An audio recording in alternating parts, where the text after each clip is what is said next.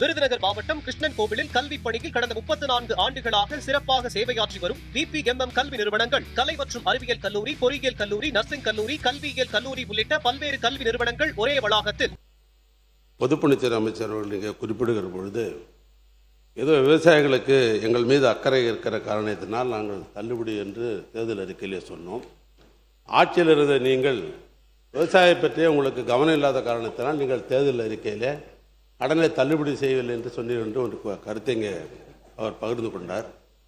ஆட்சியில் நாங்கள் இருந்த காரணத்தினால்தான் நிதித்துறை செயலாளரை கூப்பிட்டு விவசாயிகளுக்கு முழுமையாக கடன் தள்ளுபடி செய்ய வேண்டும் என்று நாங்கள் சொன்ன பொழுது விவசாயிகளை குறு விவசாயி, பெரிய விவசாயி என்று நாம் பிரித்து பார்க்க முடியாது.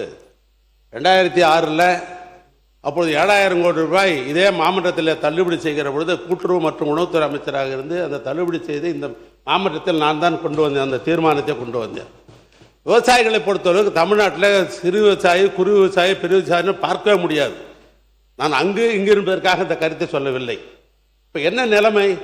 நீங்கள் சிறு விவசாயி, குறு விவசாயி என்று பிரித்த காரணத்தினால் விவசாயி போராடி கொண்டிருக்கிறான். இது எங்களுக்கு தெரிந்தது. நிதித்துறை செயலாளரை கூப்பிட்டு இப்படி தள்ளுபடி செய்யலாம் என்று நான் கேட்ட பொழுது ஏறத்தாழ 19,000 கோடி ரூபாய் தள்ளுபடி செய்ய முடியாது என்று சொல்லிவிட்டார்கள். ஏற்கனவே தொடர்ந்து மக்களுக்காக செய்து கொண்டிருக்கிற திட்டத்தை தொடர்ந்து நிறைவேற்ற வேண்டும் என்று சொன்னால் விவசாய பக்கத்திலே செய்ய முடியாது என்ற நிலைமை தான். போகிற இடங்கள்லாம் விவசாயிகளிடத்திலே சொன்னார்கள். நாங்களும் வேட்பாளராக நின்றவர்கள் தான். ஒரு விவசாய அந்த கட்சி சொல்லுகிறது, இந்த கட்சி சொல்லுகிறது, நிற்கிற கட்சியெல்லாம் சொல்லுது, நீங்கள் சொல்லவில்லை என்று எங்கள் மீது வருத்தப்பட்டார்கள். இல்லை என்று மறுக்க முடியாது. ஆனால் இங்கே பணம் இருந்தால் தானே, சட்டியில் இருந்தால் தானே ஆகப்பையில் வரும். ஆக பணமில்லை எங்களுக்கு தெரிந்த காரணத்தினால் அந்த நாங்கள் விவசாயி பிரித்து பார்க்கவில்லை. அதனால் நாங்கள் அதை தேர்தல் அறிக்கை சொல்லவே வேறொன்றும் அல்ல. இன்னொன்று, வடப்பகுதியில் இந்த கரும்பு உற்பத்தி என்பது குறைகிறது என்ற ஒரு கருத்தை சொன்னார். உண்மைதான். நானே ஒரு கரும்பு விவசாயி தான்.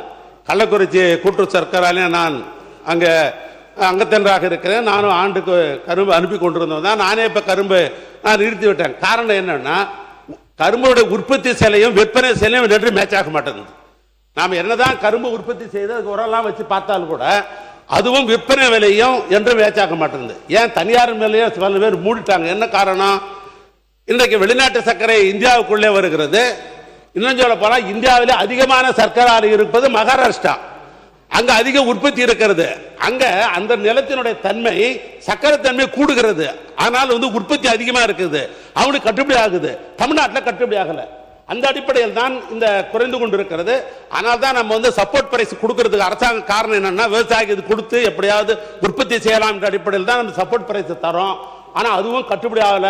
அதனால தானே ஒழிய இப்போ இந்த ஆட்சி இருக்கிறீங்க, விவசாயிகளுக்கு அதிகமாக கொடுத்து உற்பத்தி செய்வதற்கு பண்ணுங்க, வரவேற்கிறோம்.